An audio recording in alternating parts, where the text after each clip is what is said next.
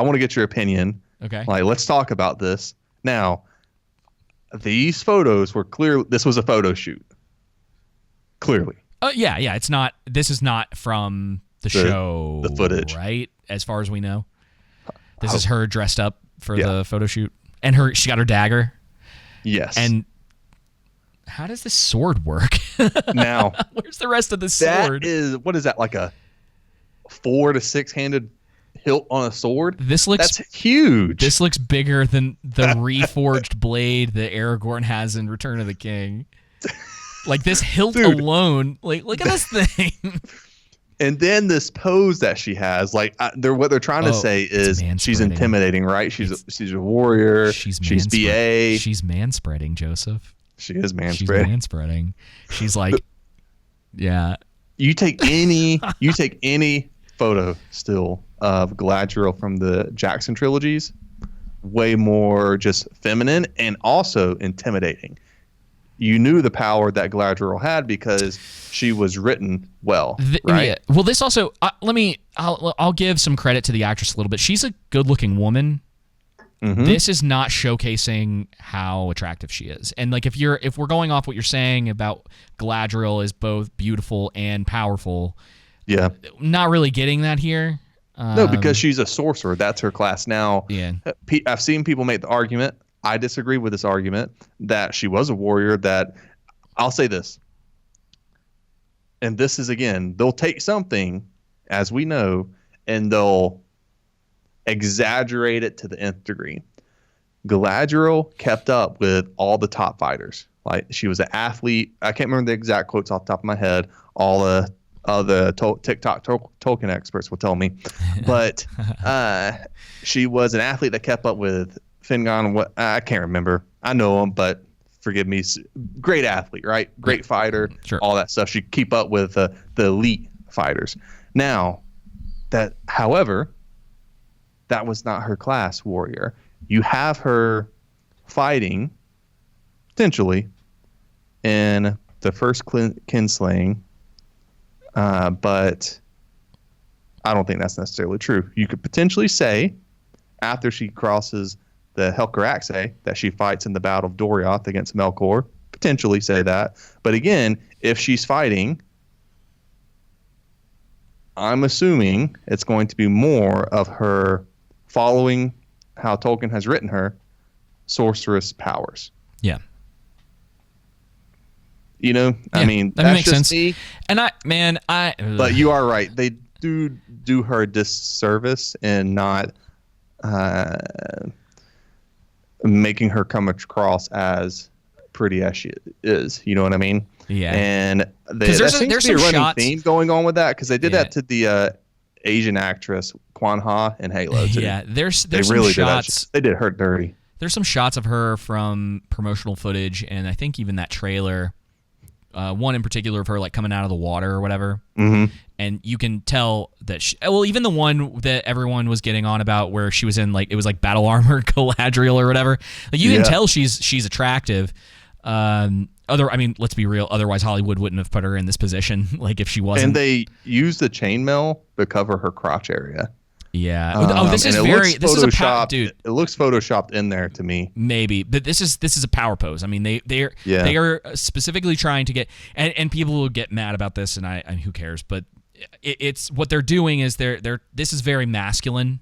Mm-hmm. The way I that was about to say that. Yeah, this is and it's on purpose, right? Nothing Hollywood or any of these magazines. They are trying to portray a specific type of emotion or energy from the shoots or even in shows. That it's done on purpose. Anyone who doesn't think it's done on purpose, sorry, you're just wrong. Yes. And yeah, that's the energy they're trying to get off because, as we know, they have, especially in Hollywood in particular, and I say that because I could give you a million examples of women specifically written in anime that are both powerful and feminine at the same time, and they do a great job of balancing that because they actually understand the difference between the two. Right. And this is just that's not really what they're going for here. They're trying to essentially, I mean, she's like, what, like female Aragorn at this point? Yeah, it's essentially what I was getting from it. And I was going to say the same thing. Hollywood preaches that masculinity is bad, yet they have a knack of putting a lot of masculinity in their female characters. Yeah. And it's like, and it's hey, poorly. femininity. Well, yeah, go ahead. Go ahead. I was going to say it's poorly written, too, the way that they do it. Yep. You can have a more masculine female character in a show, and it's not a big deal as long as it's done well. The problem is that the writing is so bad most of the time because they're essentially taking what they perceive to be the male character and just giving those character traits to women. Yes. So, they're like, oh, men are perverted, so we'll make women perverted. Or men do this thing, so we'll just give her that character trait without it really making a whole lot of sense for the character to be that way. I wish I could remember. There's been a lot of examples. I wish I could remember one off the top of my head. Well, people in the comments, people who are listening, you can email us and give me like a list or whatever. I can't remember off the top of my head, but I've seen it happen over and over again where it's essentially a copy paste where they just change the gender of the person from male to female and then throw the actress into that role, and a lot of the time it just comes off weird. Yeah. No, I agree. And there's a way to display femininity in a powerful, intimidating way, right? To get that to come across. Like, hey, this is a VA woman without having to necessarily input all these masculine traits as you just put. Now, wait, hang on. Let me give you the example because this is one of my favorite shows on TV right now. You haven't started watching it, but I know you'll eventually get around to it. So Spy Family is a perfect example of a powerful female character who also has a well-established feminine side. Yor is, she's supposed to be beautiful. She is the femme fatale character in the show, which is a bit of a trope in a lot of like Japanese writing. I think they just like that trope. It's not a big deal. But she's an assassin. But she has this other side where she's essentially learning how to be a mother. And so she becomes protective of her kid. She is worried about her. She wants to make a family, even though the whole like concept behind it is that they're a fake family. Right. And she goes through all of this progression of being someone who is essentially a hired assassin, and so her entire job is like killing people, to going to being this like this family woman, and having to learn how to take care of this kid, how to learn how to like cook. She's not a very good cook, and she gets made fun of for it. So there's lots of little things in there. So you get to see how she's not perfect, but she also has this incredible amount of strength that's done in a way that works for that show. Right. And she's become like very much along with that show just in general. She's a fan favorite. And for good reason, right? And she doesn't have to be, because this is a problem in anime a lot of the time. She's not hypersexualized in the show. She's very attractive. She wears dresses, does her whole deal or whatever. But you get to see that other side, and there gets to be more to her than just like, hey, we're going to take the male characteristics and just throw them on this character. They still understand that, and maybe it's just the traditional nature of Japanese culture, but they still understand the difference between like male and female and the characteristics that go along with that. And that sometimes you can mess around in shows or in your writing where you can give certain female characteristics more that are considered more female to a male character and vice versa, and that potentially adds something like a to tomboy. their character. Yeah. or a metrosexual man. Yeah. And that's a common thing in Japan too. Whereas like you'll have like a male character who happens to be more timid, and then the female character who happens to be more boisterous, loud, and has a little bit more of that characteristic that generally you would associate with males. So it sounds pretty sexist to me, David. Take it up with the Japanese. I didn't write it. No, but the other thing that I noticed with this is from the actress herself. She says, "Don't expect the same Galadriel," right there on the cover. So they're openly admitting this is not going to be the Galadriel from the books. Oh yeah, right here. It's real small. That's right. Yep. It's real small, but they're openly admitting it. Now we can scroll down to the next picture. And I think they consulted with Donald Trump on this one, on how to do it. They're like, oh, yeah, everything's gold. Let's make it gold. Not a big deal, but this reminds me of The Hobbit, and that is a big deal to me because The Hobbit visually was not good. And I don't even know where they... Is this on the set? Oh, man, I don't... These have to have been on this on the actual sets, right? I think they made her, Disa, this actress, look better than she looked in the promo material that we had from her. But as a whole, he's supposed to be during the fourth, I believe. During the Deathless is the fourth one, but Durin is typically the reincarnation of during the Deathless. I believe Dwarven lore in Lord of the Rings has that, but it's all just very shot in too high a frame rate. Would you say? It just looks bad. It looks really fake. Yeah. So Yes. we've talked about that in the past, where when you make things too clear, you start to kind of give away the sort of like fakeness of a set or costuming, makeup, whatever the case may be.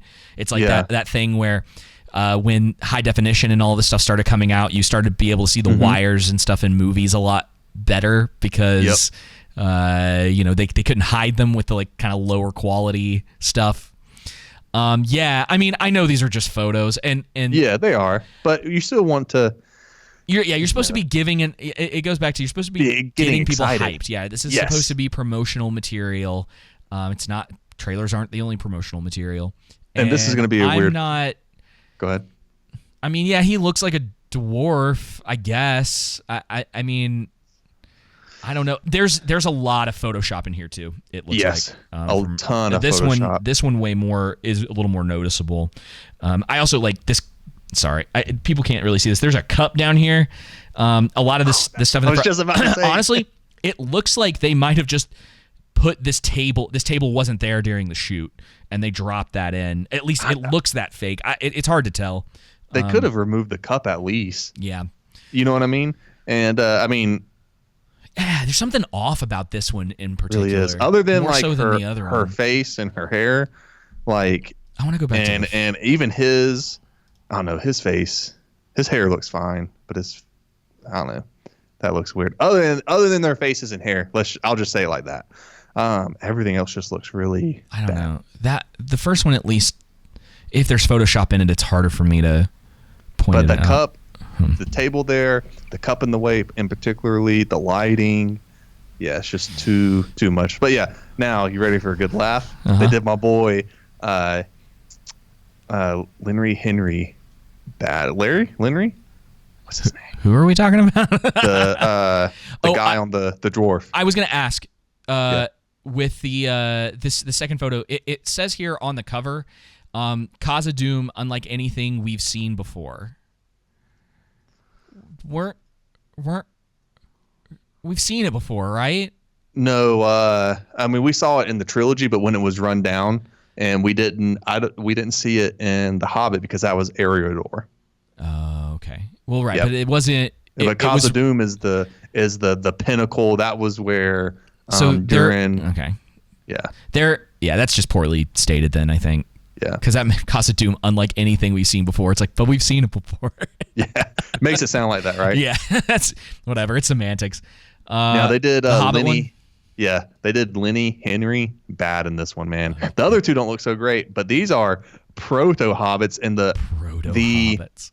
Yes, the showrunners already came out and said that we had to add them so that it would feel like the Lord of the Rings already showing they don't care about the source material. They don't know how to make their own thing and make it feel like Middle Earth without the hobbits. These characters are forced in the storyline.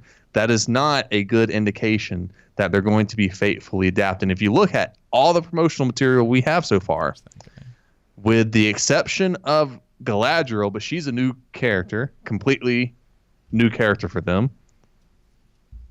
Elrond, seemingly new character. They're, as I say, new character. They have the same name, but they're entirely different from how they're written in the books. So on and so forth.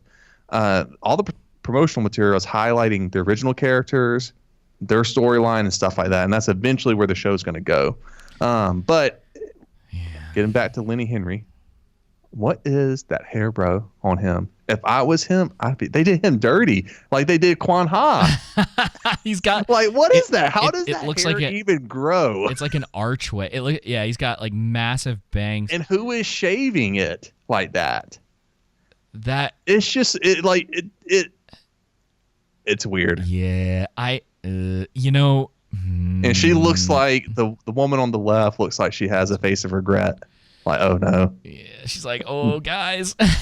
Nah, she was like, I've made my bag and got out. I don't know. I honestly, we're the traditional Tolkien little guy. They're not.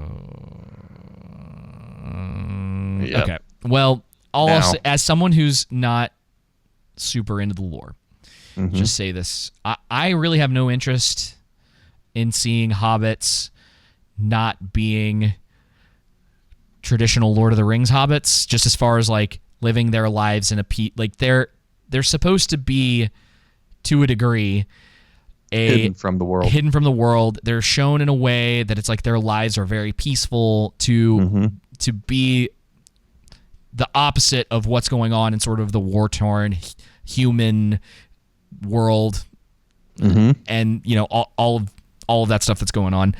Excuse me, I'm not talking properly. Just I want to see them just hang like that. That's what they exist for. That's if you want to get into like, I guess, the themes or whatever, or some of the ideas that Tolkien loved. He loved the idea of gardening, smoking his pipe, hanging out, doing his deal, and the hobbits are in a way a representation of that. Like it's some of his personal ideals given to these characters, and I like that. I think it shows the intent of the writer in that, and then like you said, they're just kind of forcing him in. Now, of course, and I hate that I have to caveat this. It's like, of course, these are just promotional images. Like, I'm at the point now, dude, and we can go through some of these other ones that you have if you want to. I'm at the point now with all of this stuff that I'm ready for the show to just be out so I can just pick it to pieces. You know what I mean? I just want episode 1 to air so that I can start picking it apart. Yes. That's what I really like. And I get it. Well, here's the thing. Go ahead. I was going to say, your thought. I understand why people are upset. I'm just, for me, it's like I'm getting to the point with a lot of this promotional material where it's like, okay, like this is more of the stuff that we've seen already. There's not a lot different here than we haven't seen that we haven't seen in the trailer or earlier promotional material. Continuing to lose it. I say lose it, but I mean continuing to be like so like about this. It's the same stuff that we've seen. Yeah, it's why I'm saying like at this point I just want to see the show so that I can give you a breakdown, or that we can give you a breakdown of what's going on in the show, and talk about it based on its merits. And it's not at this point everybody should wait for the show to come out. Feel free to criticize this stuff. If someone was to show me this third picture of these hobbits and tell me, and it was just the picture, you didn't have all this extra stuff on there, right? And someone was to say, what popular franchise is this from? I wouldn't think Lord of the Rings. If you were to show me any of the pictures, I wouldn't think Lord of the Rings. Maybe I might for this one with Galadriel. I was going to say I might with the one with the dwarf. With the dwarf. Yeah, he does look this dwarf in particular looks the most like that. I would be hard pressed. And obviously there's no way to really know. You'd have to find someone who's just been living under a rock and be like, what do you think this is the promotional material for? And show them the pictures. And it's like you don't get a multiple choice. It's just, what do you think this is for? Yeah, and see what they say. Yeah. And the one thing I'm interested at is with the hobbits is when you look at, the hobbits that when Tolkien introduced them, they play an integral part to the main narrative, right? Yeah. The main plot. And so I'm wondering if these guys and gals, or this guy and these two gals, are going to be integral to the plot, or they're just going to have their own subplot and it's not even going to matter. Yeah. You know what I mean? Yeah. Just because I don't know how they're planning on weaving that into the storyline, because again, Bilbo, Frodo, Sam, Merry, Pippin, so on and so forth had integral parts in the main narrative of The Hobbit and Lord of the Rings. And then when you scroll down, you got the Snow Troll, which I'm fine with. Whatever, which is, I guess, the one. It's a drawing. Yeah, except for the nipples. I think that's hilarious. I don't know. I just do. And then the only other ones that we have are the Tower and what's this last one? This looks like the it's the Sylvan elf they introduced. I could be wrong, but it looks like a Rondir. Is that his name? What on the tower? Oh, bro, I don't know. I think so. And this tower just, man, it looks kind of cheap, man. It does don't look cheap. very good. It don't, dude. It do not. Well, the other one that you had is this one of more hobbits. Yes, and again, Lenny Henry, bro. I'm so sorry, dude. I'm so sorry they did you like this, man. Dude, she even is looking at his hair like, what did they do to you, dude? Like, what are they thinking, man? Proto-hobbits. Yeah, I mean, they're not homeless hobbits. Like, all of them just look bad, especially Lenny Henry, and he's a really good actor.